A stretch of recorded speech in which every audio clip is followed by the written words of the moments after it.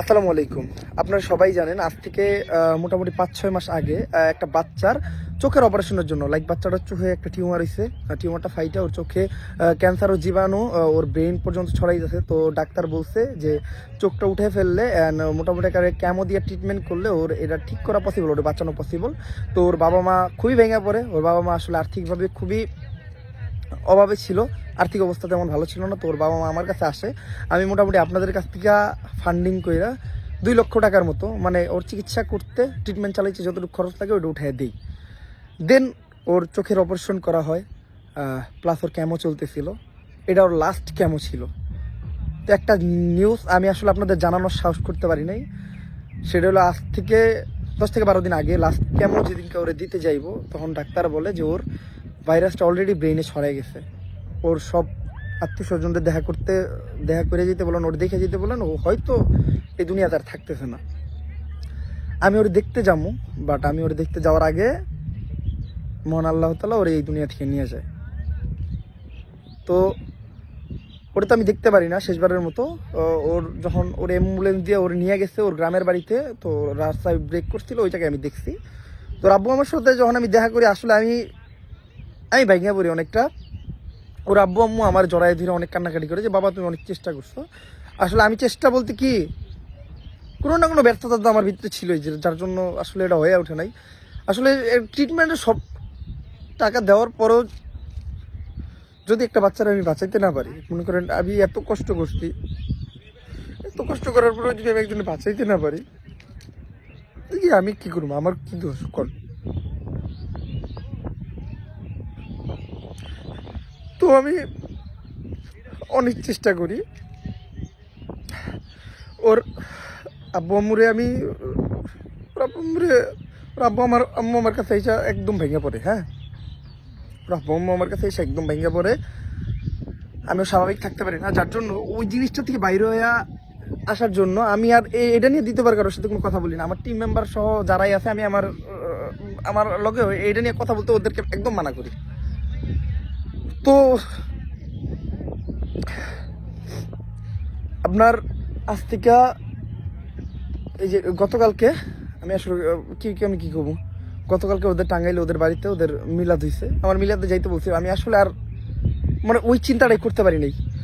But আমি চিন্তা করলাম আপনারা যে বাচ্চাটারে বাঁচানোর জন্য আপনাদের এত মূল্যবান অর্থ দিচ্ছেন, আপনাদেরকে এই নিউজটা জানানো উচিত। কারণ আসলে আমি যে আপনাদের থেকে টাকা নিয়ে আমি এটা করতে পারি নাই, আমি ব্যর্থ হয়েছি। আপনাদের এই ভাই ব্যর্থ হয়েছে, এই জন্য আমার মাফ করে দিয়েন। আল্লাহ তাআলা উত্তম পরিকল্পনাকারী, উনি যা করে ভালোর জন্য করে, আমি সবসময় মানি। আমার সাথে সবসময় ভালোই করছে। আমি নিজের সাথে কিছু হলে আমি মেনে নিতে পারি, আমি আসলে অন্য কারোর সাথে কিছু হলে মেনে নিতে পারি না। তারপরেও আমি আপনাদের কাছে আসলে মাফ চাইতেছি। আপনাদের দেওয়া অর্থ হয়তো আমি হয়তো মানে বাঁচাইতে পারিনি এই বাচ্চাটারে। আমার হাতে না, ট্রিটমেন্ট করার জন্য, ট্রিটমেন্ট চালানোর জন্য যা করা লাগছে করছি, ঠিক আছে। এমনকি ওই টাকা দেওয়ার পর ওর ফ্যামিলির বলছিলাম যা লাগে আপনি বলবেন। আর ইনস্ট্যান্ট আমি আসলে বাচ্চা নাই ঠিক আছে, আমি ওনার একটা ছেলে ছিল, ছেলের নাম ছিল দিন ইসলাম, আমি ওনার ছেলে। আমি এখনও বলে দিচ্ছি যে আসলে যেটা করা লাগবে, আমি একজন ছেলে হিসেবে আপনারা ভেঙে বেরোন না, আমি আছি। বাট আমি নিজেই ভেঙে গেছি। আমি তো এই জিনিসটা আমি যে জানাবো এই 10-11 দিনে, আমি চাইছিলাম আমি আমার নিজের মতো থাকবো, আমি আমার নিজের লাইফ নিয়ে একটু ব্যস্ত থাকবো, যাতে আমি এই জিনিসটা একদম ভুলে যাই। বাট কালকে এই মিলাদের কথা কওয়ার পরে আমি চিন্তা করছি যে না, এটা আমার অডিয়েন্সরা জানানো উচিত। কারণ তাদের ওই পাই টাকা দিয়ে একটা বাচ্চারে বাঁচানোর চেষ্টা করছে, যেটা আমি ব্যর্থ হয়েছি তাদের থেকে টাকা নিয়ে। এটা আমার জানাই দেওয়া উচিত। তো আমি এটা জানাই দিলাম। আর আরেকটা জিনিস, যেটা আমি এখনও একটা বাচ্চার, আপনারা জানেন রিসেন্টলি বাচ্চাটার পেটে টিউমার হয়েছিল। টিউমারটা হাইটা ক্যান্সারের জীবাণু ছড়াইতেছিল পুরো পেটে। ওই বাচ্চাটার ট্রিটমেন্টের জন্য আমি ফান্ডিং করছি মোটামুটি আর অনেক টাকা। কারণ বাচ্চাটা বাঁচাইতে আরও টাকা লাগবে। আপাতত ওর ফ্যামিলি ট্রিটমেন্ট চালাইতেছে, ওর ফ্যামিলির ওই অ্যাবিলিটিটা আপাতত আছে। আমি জানি না এই বাচ্চাটার বাঁচাইতে পারবো কি না। ওই বাচ্চাটা আপাতত আলহামদুলিল্লাহ মোটামুটি সুস্থ। আমি চাই এই বাচ্চাটা টাকার জন্য যাতে ট্রিটমেন্টটা থাইমে না যাক। আমি তো আমার সব ভিডিও প্রাইভেট করে দিয়েছি যখন মানে ইনাফ ফান্ডিং হয়ে গেছিলো। বাট যদি নেক্সটে যদি টাকা পয়সা লাগে, আমি যদি আপনাদের কাছে বলি, আপনারা চেষ্টা করেন। আসলে আমি একটা বাচ্চা চলে গেছে, আমি চাই না এই বাচ্চাটার কিছু হয়ে যাক। আমি আমার তরফ থেকে যতটুকু পসিবল হইতেছে আমি ততটুকু করতেছি।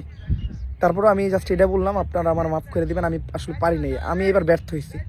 আমি খুব খুশি ছিলাম যে হয়তো বাচ্চাটার চোখের অপারেশন, চোখের চিকিৎসা চলতেছে, হয়তো বাচ্চাটা ভালো হয়ে গেছে এতদিনে, কারণ অনেক দিন ওর বাবা মা আর কোনো আমার কিছু জানায় নাই। বাট হুট করে ওর বাবা মা এইভাবে ফোন দিয়ে কান্নাকাটি শুরু করে দিল, কারণ যে বাবা তুমি দেখতে আসো। আমি দেখতেও যেতে পারলাম না, আমি দেখতেও যেতে পারি নাই শেষবার।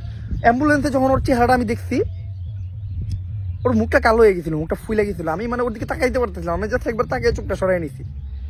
ওর বাবার সাথে আমি আর কথা বলতে পারিনি, মানে ওই সময়টা যে আমার উপরে কী গেছে আমি কথা বলতে পারিনি। জাস্ট ওই সময়টা ওনার সাথে দেখা দিয়ে আমি যত তাড়াতাড়ি পারি ওনাদের সাথে বিদায় নিয়ে আমি জাস্ট মানে কইছি যে না কিছু হয় নাই, এটা কিছু হয় নাই, জাস্ট একটা স্বপ্ন ছিল, দুঃস্বপ্ন ছিল, বা যে জিনিসটা আমি ভুলে গেছি, বাট ভুলতে আমি এখন পর্যন্ত পারিনি। ঠিক আছে, তো যাই হোক, আল্লাহ যা করে ভালোর জন্য করে, আপনারা আমার মাফ করে দিয়েন। জাস্ট এইটুকুই বলার ছিল। আসসালামু আলাইকুম।